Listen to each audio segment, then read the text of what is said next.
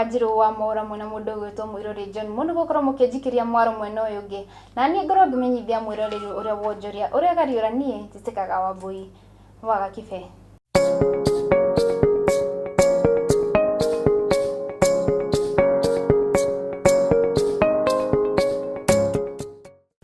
Nariu tukora tukimurika maria tukuhariririe na ni ati arimi a makadamia kaunti-ini ya Murang'a ni makoretwo making'etherwo ni mathina matigaine guoka ni ukuria na wethi wa thoko ya makadamia undu uria ucungiririe atongoria a arimi aya kunanira njung'o na kwaririria mathina maria makoretwo makimagumira na arim makorwo magietha kihonia kia mathina maya. Tuko hapa siku ya leo tukiwa na wakulima wako hapa na wafanyabiashara ili tukitaka kuteta ama kutuma ujumbe kwa rais wetu Mheshimiwa Uhuru Muigai Kenyatta ili kumwambia ya kwamba mashida tuliyoko nayo ni kwamba kuna watu ambao wako tayari kununulia mkulima wa makadamia na bei ya juu, lakini local processors waigizaji wa hapa wanang'ang'ana na wameanza vitisho hasa kwa watu wale wametoka nchi za nje na wale wengine ambao wameandikishwa hivi karibuni ya kwamba makadamia iteremke bei. Lakini kusema ya kweli ni kwamba tumefanya uchunguzi wetu, mimi nikiwa mwenyekiti wao, na tumejua makadamia soko iko juu na kunao watu wako tayari kununua makadamia kulingana na vile tuliambiwa wakulima shilingi 300.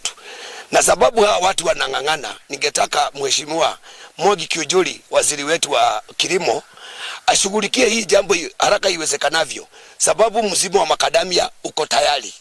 Na ningetaka kuambia wakulima, niliwaambia Disemba, nikawaambia ya kwamba msifune makadamia yenu ikiwa haijakomaa, sababu haitapata soko.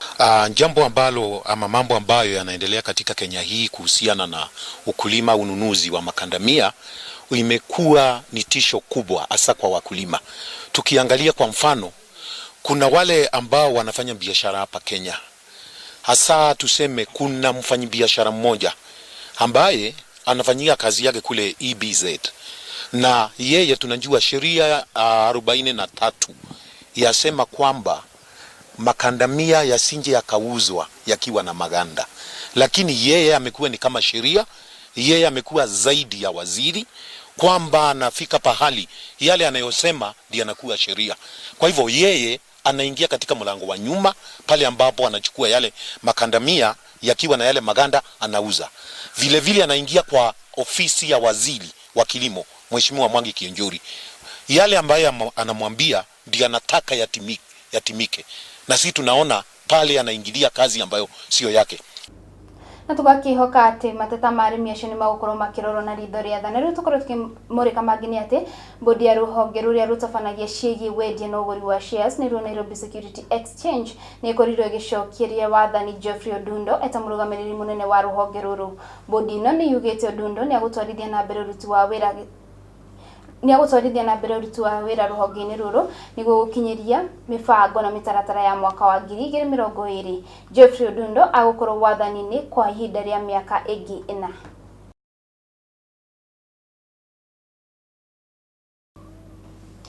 Na riu riboti iyo ni iratwitikiria tukorwo tukimenya uria ciringi yatinda igicenjanio na ingi.